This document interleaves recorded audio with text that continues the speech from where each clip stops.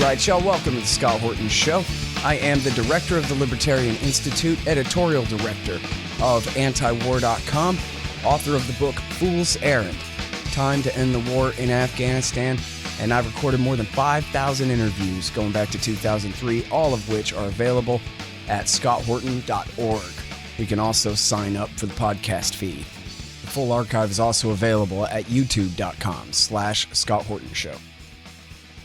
All right, you guys, on the line, I've got Alan Macleod, and he is senior staff writer for Mint Press News, and we also find him from time to time over at Fairness and Accuracy in Reporting. And this one's a bit of a doozy here. Facebook hires NATO press officer as intelligence chief. So the sovereign state of Facebook. Welcome back to the show. How you doing, Alan? It's good to be with you. Good to have you here. So, who is Ben Nimmo? Well, Ben Nimmo is the new Facebook intelligence chief. He's been described as the Witchfinder General for Russiagate. He, for the past 10 years or so... The what finder? The Witchfinder General. The Witchfinder General. I like that. Was that a Blumenthal quote? I think it was Craig Murray, a former British ambassador to Uzbekistan, who called him that, actually. I like that very much. Okay, I'm sorry. Please go ahead. Yeah, the last 10 years, he's really been involved in disinformation, counter-disinformation, online warfare.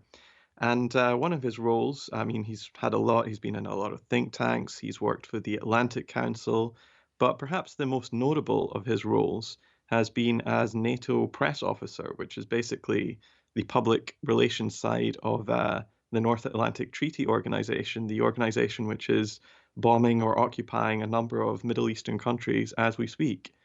And Nimmo has basically been one of the most prominent proponents of the Russiagate theory, and he has outed an awful lot of people as being secretly Kremlin-aligned or mouthpieces for Vladimir Putin.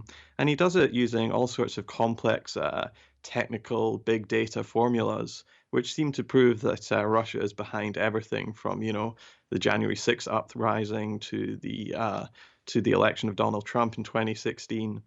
But I think more generally, I think this is a big problematic part of our modern media discourse. I mean, people think of social media as this big open sea where, everybody gets to speak. But in reality, it's being controlled by very large corporations who have connections to the US government. And this is just one more example of this, I mean, Facebook, Twitter, etc. They've all got either contracts with the US government or they're employing people who used to be spokespersons for certain defense contractors or what have you. And it's just another example of the intertwining of state and media, which is going on right now, to the point where it's difficult sometimes to see where the deep state ends and the fourth estate begins. Yeah, well, it's been like that for a while now, too. But yeah, it is interesting. I remember when the organized suppression of the Republicans' October surprise happened, Hunter Biden's laptop episode and all that in October before the election. Greenwald highlighted this, that it was, I forgot the guy's exact position, but it was a very high-ranking Democratic Party official who was in charge of whatever the office was at Facebook, who announced that we're claiming that this is Russian and we're suppressing it. We're not going to let anybody post anything about it. And the conflict of interest there is just, what else could you say about it? I mean, this guy came from the Democratic Party to Facebook, and here he is squashing a story that makes the Democrats look bad. And based on a complete and ridiculous lie that the Russians must have planted this laptop at this repair shop in Delaware. That story was just incredible. And yeah, there is an increasing aspect of a revolving door between the Democratic Party and Silicon Valley. It's well known that Silicon Valley in general tends to prefer the Democrats over the Republicans. The Republicans have got their own big corporate constituents, like, for instance, the big oil manufacturers tend to like the GOP a bit more. But yeah, that was astonishing in October when that story came out, that the media was just, and social media as well, were just squashing the New York Post reporting about Biden's connections to Ukraine. And we just found out very recently when Nathan J. Robinson was kicked out of The Guardian Uh-huh. for criticizing Israel. He said he only ever had one column spiked. And the column he got spiked for political reasons was a column criticizing Biden for his connections to Ukraine and referencing this whole Burisma scandal. So The Guardian was at it as well Mhm. from across the pond. Right. And they've had this whole thing from the beginning too, where, um, and this is very convenient for the center-left liberal Democrats, right? That, hey, look, as we're purging all these right-wingers and libertarians off of the internet, we're going after leftists too. See, we persecuted the World Socialist website and persecuted the Truth Out and the Truth Dig. See, so there's balance here. It's not partisan. They're just suppressing the voices of regular people who are trying to participate in politics outside of their system. So you can either be a Democrat or you're a terrorist or at least a white supremacist or some kind of disinformation project. And so, if you're a leftist, anyone on the right is a white supremacist, I guess. Anyone on the left is, I don't know what, I don't even know if they really Like an use Antifa excuses or not. terrorist or Like they something. didn't even have a case against the World Socialist website at all, other than, see, we're being fair by also going after these guys. Yeah, exactly. I mean, throughout the 90s and the 2000s, we sort of thought about the internet as this amazing Wild West where people could really get their views out. And to a certain extent, that was true, you know? I mean, people were able to build up big followings completely away from the corporate media setting. But since 2016 and this hysteria about fake news, which, there is plenty of fake news on the internet, do not get me wrong. There's a ton of like low quality websites out there which are doing well. But the real upshot of all these algorithm changes, which were demanded by politicians, has been to limit the range of debate and retighten the corporate grip over the means of communication. So, as you said, all these uh, left-wing websites were purged. Antiwar.com, I know, has been hit really hard with this. There's also a lot of right-wing websites this is going on as well. And basically, what seems to be happening is it's really an attempt to try and narrow the range of opinion towards something that along the lines of a Liz Warren kind of Democrat to a Jeb Bush kind of Republican. Right. And anyone who doesn't fit in that beltway is really not welcome either in corporate media, we already know that, but also online. And Mhm. that's the real worry about this, which is a lot of people are going to start losing their voices, or at least starting to lose their influence and their ability to actually speak to other people online because of this. Yeah. It's funny.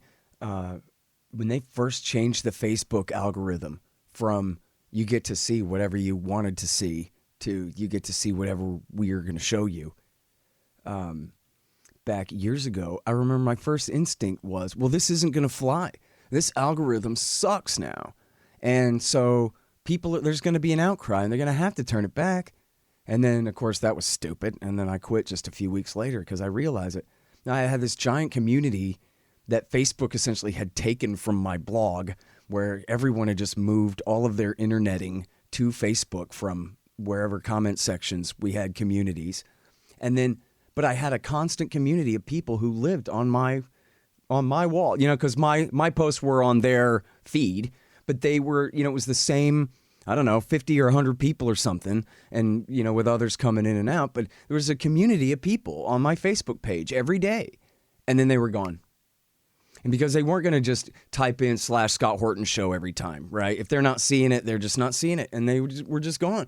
And then Facebook started telling me, if you want us to show this post to anybody, you have to give us $40. And then that was when I was like, yeah, screw you guys, and just quit the thing. I mean, I still have a guy who runs my page for me, but I haven't even dropped by since. I'm just done. But that's the thing of it, right? Is that doesn't everybody feel like we feel about that? Like, you can't. What are you doing, man? If I clicked on this kind of car, that I clicked like on this kind of car, now, what kind of special instructions do I have to enter to see their posts, man? What if I want to see that, or this kind of politics, or whatever it is? This movie that I like that's coming out. Who gets to decide whether I see it or not, other than whether I click like? And so, I'm sorry, I'm rambling, but here's the point, though, isn't some app that is not dependent on any Zuckerberg or any, whatever that guy's name, Zach or whoever at Twitter, that it's just an app that everybody has, Isn't that going to supplant Twitter and Facebook like presently? What are we waiting for? Why is it Minds and Mastodon and these other websites? I guess Telegram is a bit like what I'm talking about, right? That's how it should be. Where everybody has the app, there is no website. It's the app and everybody interconnects with it that way. And then there's not a company in California who can tell us what we're allowed to think or not. Right, but as soon as these sorts of apps start getting big, Google was once an upstart company with the motto "Don't be evil" and a real sort of anti-establishment ethos about it. But what happens is when that money starts rolling in, and when people start signing those checks, and you start making deals with big government, uh, things start to change.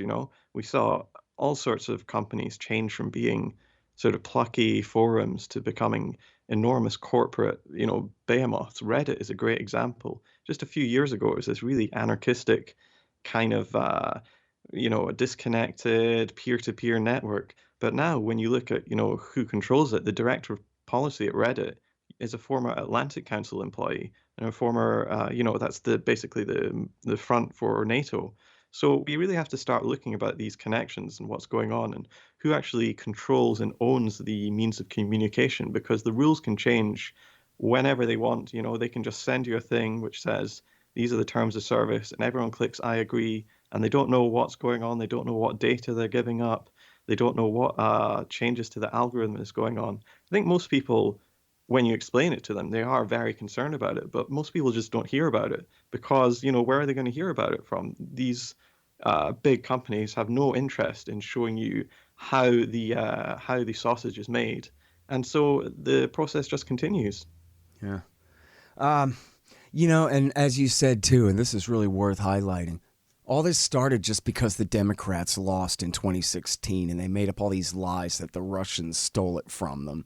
And even the New York Times ran a big thing about, these actual fake news sites. When that word actually had a definition, it meant sites like the EU Times, where every story was just made up, right? And then there was this group and that goes back a little further, but then there was this group of Macedonian teenagers who all figured out how to copy each other's HTML and make these sort of fake newspapers.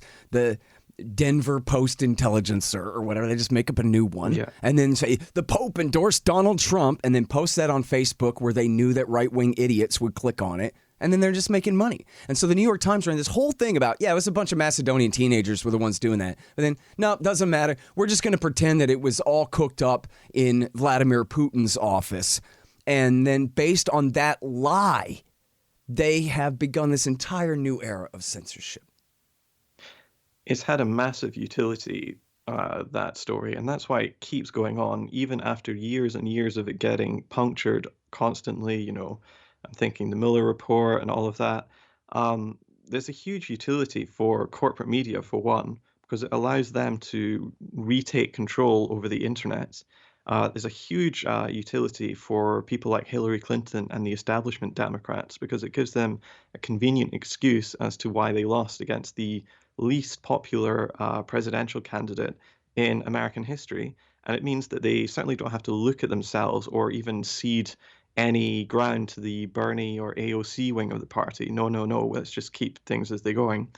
And there's also a huge utility for the national security state, because it's G'd up a huge amount of liberals into jingoistic FBI, CIA supporting types. Whereas a generation ago, that would have been unthinkable that that liberals would support that kind of closed, unaccountable power. But, that's now what's going on. Suddenly, everybody's praising the FBI, loving the CIA. I even see kind of anti-establishment outlets like the Young Turks doing that. It's astonishing how this sort of partisan mindset has made so many people just lose their minds. It is. It's just nuts. And as much as Trump was a great psyop on the right in the one major sense of telling them, don't we all renounce George Bush's wars? Yeah. And they all went, yeah. So that was wonderful. But at the same time, even besides the fake Russiagate hoax allegation frame up job against him and all that, he's such a bananas type of a, basket case of a chaotic so-called leader up there for all that time that, they get to claim somewhat credibly. I'm not saying I believe it, but I'm just saying they can spin this narrative that everything was fine until Mr. Basket Case came and screwed everything up and all of that. And that was an aberration and it wasn't fair and the Russians intervened and did it. Otherwise, it would have been like this all along, which is what the American people want. And we have no one to blame but him for that. You know what I mean? As far as them framing him up on Russia and all that aside, still, he acted like a child every day for 4 years, no matter what. And that makes Joe Biden, for God's sake, Bill Clinton's little brother, makes him look like the reasonable guy in town. You know? The whole thing is just a And this mess. cycle's going to continue for 4 years again because we found a convenient scapegoat to blame all of America's problems on. I mean, listen, I think Trump's got plenty of problems, but he was a symptom of a much deeper malaise. He wasn't the cause of it, frankly. Right, of course. He was the American people's attempt, and it's funny you mentioned how he's the least popular candidate ever and all of that. Norm Macdonald had a great joke about this, where he said the American people hated Hillary Clinton so much, and he could have been saying, too, the whole establishment that she stood for, too. But the American people hated her so much, they voted for someone they hated even more than her just to make the point to her how much they hated her, you know, just to really drive home the repudiation that this is who we're going to repudiate you with. But then just unfortunately, he brought nothing but disaster to the table. I guess he did shake hands with Kim, and I was going to say one other nice thing. I forgot. That was it. And he signed the Afghan withdrawal deal. But other than that, I mean, he let them make the case that, boy, we don't ever want to let the American people pick a president again. Look what happened that time. You know, it's Bushes and Clintons from now on. Yeah, and Biden's promised, nothing will fundamentally change. So sounds like it's going to be 4 years of him trying to reach across the aisle to the Republicans and the Republicans rejecting him. So more centrist establishment politics, and nothing like that is going to heal the great wounds that are scarring American society right now, which makes the likelihood of another Trumpist-like figure appearing all the more likely. Mm-hmm. And one who almost by definition would have to be more competent than him at the things that he was bad on. And and I'll tell you what, people don't like being censored. You know, I interviewed this lady, Cynthia Storer from the CIA, about, I forgot exactly what all, but she was the one who confirmed to me that there were only 400 Al-Qaeda in Afghanistan in 2001, which was nice. She was a pretty high-level CIA counterterrorism analyst. And she was saying, look, and we were talking about radical Islam and this and that. And she was saying, look, terrorism, the CIA's framework, she called it. The CIA's framework for what causes terrorism doesn't have a damn thing to do with religion. Religion's not even on the piece of paper. Has nothing to do with it. Terrorism is what happens when people feel like there's nothing else they can do to strike back against unaccountable power. You know, you won't let us run for election. You won't let us hold a protest. You won't let us do this. You won't let us do that. I guess we're going to have to start assassinating you. That's where it comes from. And, same as kind of everywhere. And here, these people's narrative is that the entire right half of the American population are all white supremacist Nazi terrorists. And we're going to outlaw them speaking, at least de facto, we're going to try to prevent them from being able to communicate with each other about anything. I mean, from the CIA's own way of looking at this, their framework of looking at this, you're just guaranteeing that when they are allowed to speak to each other, the maddest voices are the ones that are heard, that look at what our enemies are doing to us and how long are we going to stand for this. And then the next step is violence. And this is all a self-fulfilling prophecy on the part of the Democrats. I guess for the FBI and Homeland Security and the Democratic Party, it'll be great, but it'll destroy our society. Yeah, I mean, I think when you look at the polls, the vast majority of people think the United States is going in the wrong direction, that people are getting more suspicious of other people, especially if they don't belong to the same political clique as them. This is not a recipe for a healthy society.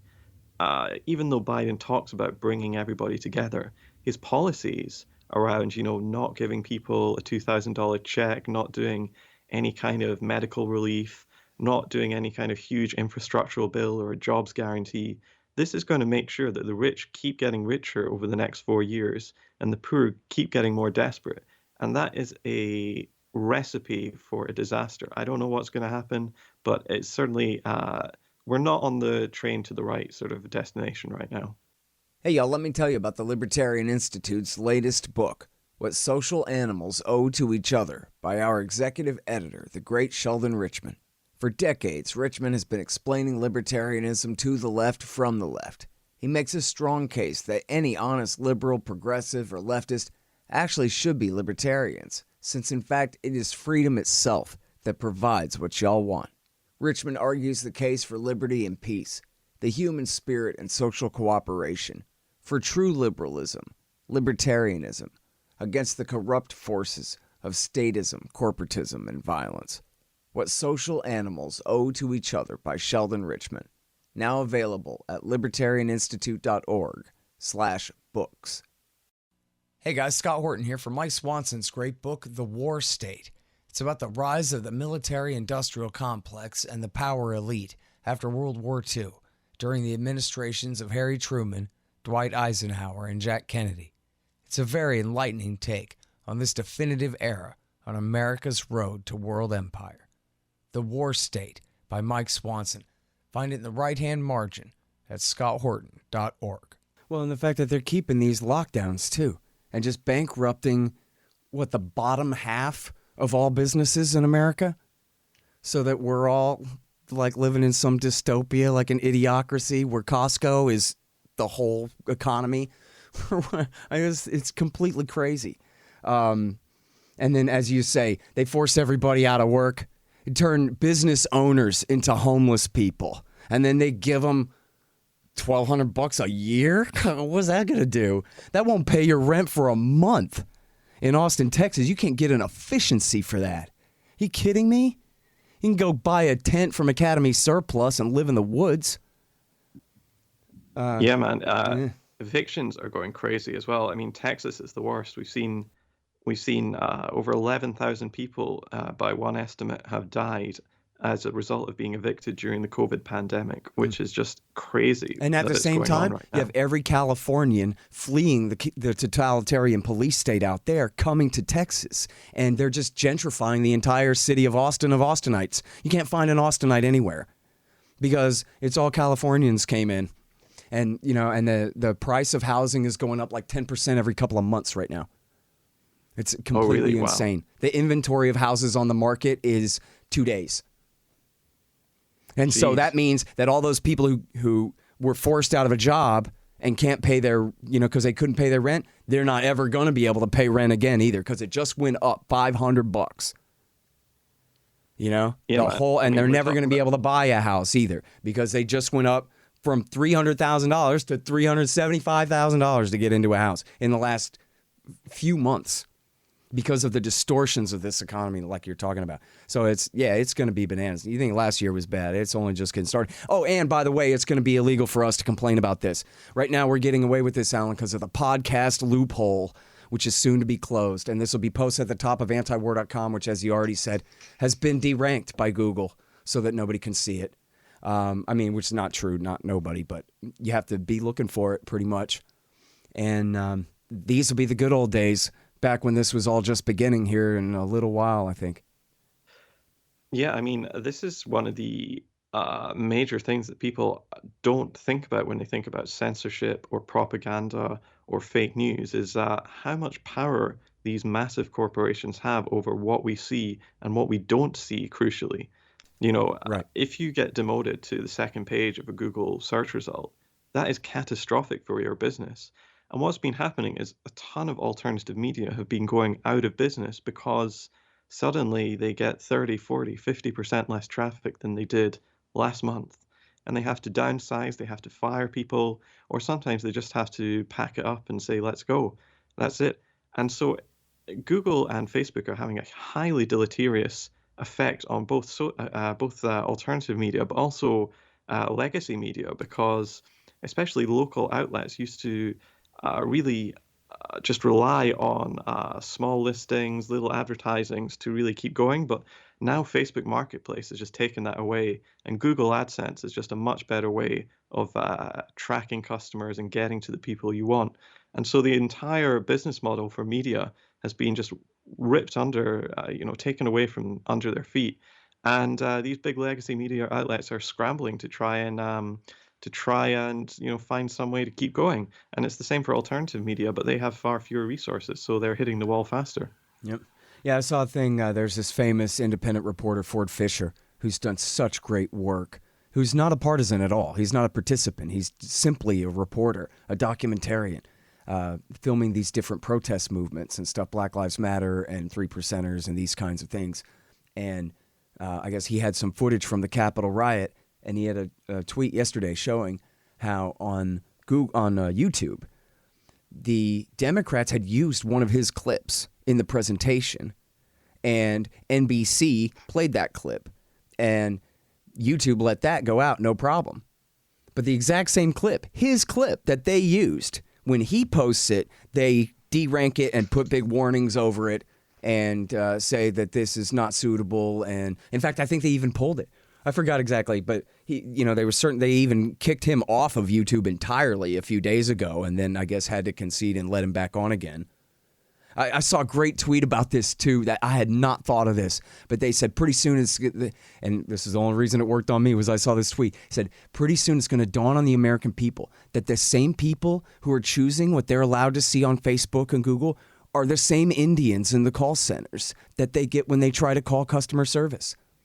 That's who's our overlords here, our Indian contractors who, yeah, they speak English because they used to be imperialized by the British, but otherwise they have authority over you and me because of what? Because the Democrats insisted that Facebook give it to them? This is insane, man. And he must be right about that, right? This isn't all, I mean, not that it would be any better if it was people in your town, but that just makes it seem more perverse. You know what I mean? Not that I have anything against Indians, just this is my country and that's theirs. And why would I be in charge of censoring them any more than them being in charge of censoring me, Well, Facebook and, WhatsApp or Twitter or YouTube actually have worldwide power. Facebook's got over 2.5 billion users worldwide. And there was a case about a year ago where Trump assassinated General Soleimani. Mm-hmm. Now, Soleimani is head of the Iranian Revolutionary Guard Corps, which is a terrorist organization, according to the White House. And what that means is that Facebook, because it's an American company, has to take down any pro-Soleimani or IRGC content across its platforms, which meant that in the wake of Trump killing the most popular man in Iran, they had to take down on Instagram, on WhatsApp, on Facebook, any pro-Soleimani messages from Iranians speaking in Farsi to other Iranians in Iran. And that was done because the White House basically commanded Facebook to do so. Yeah. And it just kind of shows you the sort of creeping state censorship, a sort of one step away from a global state censorship network, which is going on. Yeah. And it's something that people really are not aware is going on, frankly. Yeah. I think we need to be, because it's one of the most pressing problems in media studies and society right now. Yeah. Hey, listen, I hope this doesn't sound like cynical or corny or some kind of ripoff or anything. It's meaningful to me that Tommy Raskin, our great writer at the Libertarian Institute and great peace activist who committed suicide on New Year's Eve, sadly, his last piece for us was the anti-war movement must fight for the First Amendment. In other words, those of us who do know, like you just said, most people don't, boy, is it incumbent on us to fight like hell right now before it's too late. That's it. Yeah, man, speak the truth. Yep. All right, listen, I'm so sorry I'm out of time here because I wanted to ask you more about Ben Nimmo, but I took you all over the place in this thing. But everyone, please go and read this horrifying article at Mint Press News and spread it around as much as you can past the shadow bans. Facebook hires NATO press officer as intelligence chief. Thank you, Alan. No worries. Nice to speak to you. The Scott Horton Show, Anti-War Radio, can be heard on KPFK 90.7 FM in LA, APSradio.com, antiwar.com, scotthorton.org, and libertarianinstitute.org.